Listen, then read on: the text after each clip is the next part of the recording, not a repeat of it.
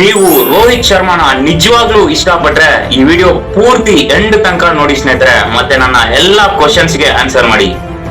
ಗುರು, ಏನ್ ನಮ್ ರೋಹಿತ್ ಶರ್ಮಾ ಇದುವರೆಗೂ ಕಷ್ಟಪಟ್ಟಿದ್ದು ಲಾರ್ಡ್ಸ್ ನಲ್ಲಿ ರಿಟೈರ್ಡ್ ಆಗೋದಕ್ಕ? ಯಾಕೆ ನಮ್ ರೋಹಿತ್ ಶರ್ಮಾ ಇದುವರೆಗೂ ಇಂಗ್ಲೆಂಡ್ ಅಲ್ಲಿ ಸೀರೀಸೇ ಆಡಿಲ್ವಾ? ಮತ್ತೆ ಏನ್ ಗುರು, ರೋಹಿತ್ ಶರ್ಮಾ ಅವರು ಇಷ್ಟು ಬೇಗ ರಿಟೈರ್ ಆಗೋಕ 10 kgs ವೇಟ್ ಲಾಸ್ ಆಗಿದ್ದು ನನ್ಗಂತೂ ಅರ್ಥ ಆಗ್ತಿಲ್ಲ ಸ್ನೇಹಿತರೆ.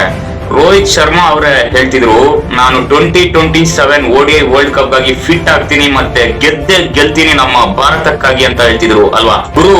ಏನು ಎರಡು bad innings. Rohit Sharma is one of the best ODI opener of all time ಇಲ್ಲ ಅಂತ ಡಿಫೈನ್ ಮಾಡ್ಬಿಡುತ್ತಾ ಹೇಳಿ ನೀವೇ? ಗುರು, ರೋಹಿತ್ ಶರ್ಮಾ ಆದ್ರೂ 25 ರನ್ಸ್ ಹೊಡೆದ್ರು ಅಂತ ಡಿಫಿಕಲ್ಟ್ ಇಂಗ್ಲೆಂಡ್ ಪಿಚಸ್ ನಲ್ಲಿ. ಬೇರೆಯವರು ಏನ್ ಮಾಡ್ತಿದ್ರು?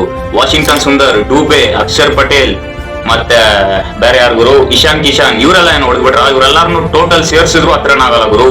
ಆದ್ರೆ ಆಚೆ ಹೋಗ್ಬೇಕಾಗಿರೋದು ಯಾರು? ರೋಹಿತ್ ಶರ್ಮಾ. ಏನ್ ಲಾಜಿಕ್ ಗುರು? ಗುರು, ನಿಮ್ಗೆ ಇಂಗ್ಲೆಂಡ್ ಅಲ್ಲೇ ಶಾರ್ಟ್ ಬಾಲ್ಸ್ ನ ಫೇಸ್ ಮಾಡಕ್ಕೆ ಆಗ್ತಿಲ್ಲ, ಮತ್ತೆ ODI ವರ್ಲ್ಡ್ ಕಪ್ ಸೌತ್ ಆಫ್ರಿಕಾದಲ್ಲಿ ನಡೀತಿದೆ, ಅಲ್ಲಿ ಏನ್ ಮಾಡ್ತೀರಾ?